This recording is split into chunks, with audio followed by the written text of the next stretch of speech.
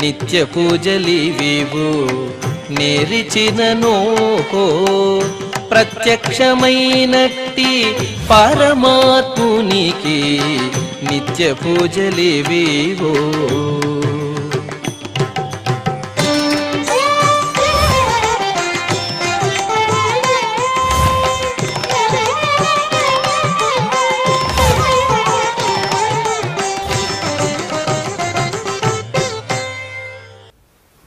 ఓం నమో వెంకటేశాయ.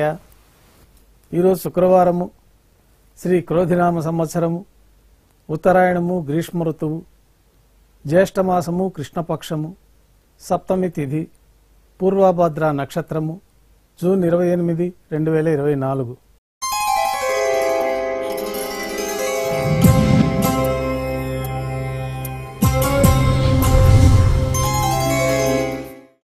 ఉభయ దేవేలతో శ్రీ మలయప్ప స్వామివారు బంగారు తిరిచిపోయిన వేయించేస్తారు. మేళతాళాలతో ఊరేగింపుగా విమాన ప్రదక్షిణంగా సంపంగి ప్రాకారంలో కల కళ్యాణ మండపానికి చేరుకుంటారు.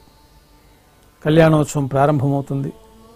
పుణ్యాహవాచనము, అంకురార్పణ, రక్షాబంధనము, అగ్నిప్రతిష్ఠ, స్వామివారికి అమ్మవార్లకి నూతన పట్టు వస్త్రాల సమర్పణ, మహాసంకల్ప పఠనం, మాంగళ్యాలకు అభిషేకం, మాంగళ్యాలకు ఆరాధన జరిపి శ్రీవారి తరఫున మాంగళ్యాలను అమ్మవార్లకు సమర్పణ గావించి స్వామివారికి అమ్మవార్లకి కర్పూర నీరాజనం సమర్పించి విశేషమైన హోమాలతో పూర్ణాహుతి పూర్తయిన తర్వాత మాలా పరివర్తనం అనే కార్యక్రమాన్ని నిర్వహించి ఉభయ దేవేరులను శ్రీవారి చెంతకు చేర్చి ఈ సందర్భంగా అక్షతారోపణం అనే వైదిక కార్యక్రమాన్ని నిర్వహించి కర్పూర నీరాజనము, నైవేద్యము, తిరిగి కర్పూర నీరాజనంతో కళ్యాణోత్సవం పూర్తి అవుతుంది.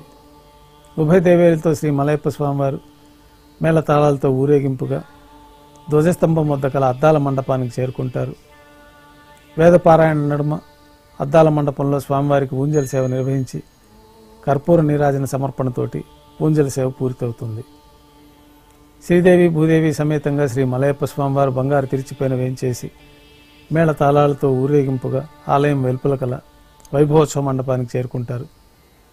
ఆర్జిత బ్రహ్మోత్సవం ప్రారంభమవుతుంది. బంగారు గరుడ వాహనం పైన శ్రీ మలయప్ప స్వామివారు వేయించేస్తారు. కర్పూర నీరాజనంతో గరుడ వాహన సేవ పూర్తి అవుతుంది. హనుమంత వాహనం పైన శ్రీ మలయప్ప స్వామివారు వేయించేస్తారు. కర్పూర నీరాజనంతో హనుమంత వాహన సేవ పూర్తి అవుతుంది. బంగారు శేషవాహనం పైన శ్రీ మలయప్ప స్వామివారు వేయించేస్తారు. కర్పూర నీరాజనంతో పెద్ద శేషవాహన సేవ పూర్తి అవుతుంది. తిరుచిలో శ్రీ మలయప్ప స్వామివారు వేయించేసిన తర్వాత ఉభయ దేవేరులతో కలిపి శ్రీ మలయప్ప స్వామివారికి కర్పూర నీరాజనంతో ఆర్జిత బ్రహ్మోత్సవం పూర్తి అవుతుంది. సాయం సంధ్య వేళలో 1000 దీపాలతో అలంకరించబడి ఉన్న సహస్ర దీపాలంకరణ సేవ మండపానికి ఉభయ దేవేరులతో శ్రీ మలయప్ప స్వామివారు చేరుకుంటారు. వేదం, గానం, నాదం నడుమ సహస్ర దీపాలంకరణ సేవ జరిపి నక్షత్ర నీరాజనము, కర్పూర నీరాజనము సమర్పించి ఉభయ దేవేరులతో శ్రీ మలయప్ప స్వామివారిని 4 తిరువీధుల ఉత్సవం జరిపి భక్తులను అనుగ్రహించి ఆలయానికి చేరుకుంటారు. ఆలయంలో ఆస్థానం పూర్తయిన తర్వాత గర్భాలయంలో వేయించేస్తారు. వెంటనే రాత్రి తోమాల సేవ ప్రారంభమవుతుంది. ఉదయం సమర్పించిన పుష్పమాలికలన్నీ సల్లింపు చేసుకుంటారు.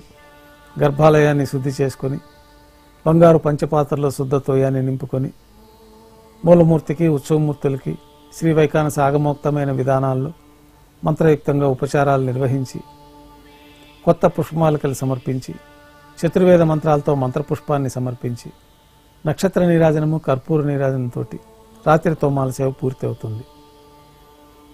అష్టోత్తర శతనామావళితో అర్చన నిర్వహిస్తారు. రాత్రి నైవేద్యంలో భాగంగా అన్నప్రసాదాలు, పన్యారాలు, దోశ, ఘంటానాదం మధ్య నైవేద్యంగా సమర్పిస్తారు. తిరువీస నైవేద్యం పూర్తి అయిన తర్వాత భక్తులని సర్వదర్శనానికి అనుమతిస్తారు. కొద్ది విరామం తర్వాత ఏకాంత సేవ ఏర్పాట్లలో భాగంగా రాత్రి తోమాల సేవలో మూలమూర్తికి, ఉత్సవమూర్తులకి సమర్పించిన పుష్పమాలికలన్నీ సల్లింపు చేసుకుంటారు.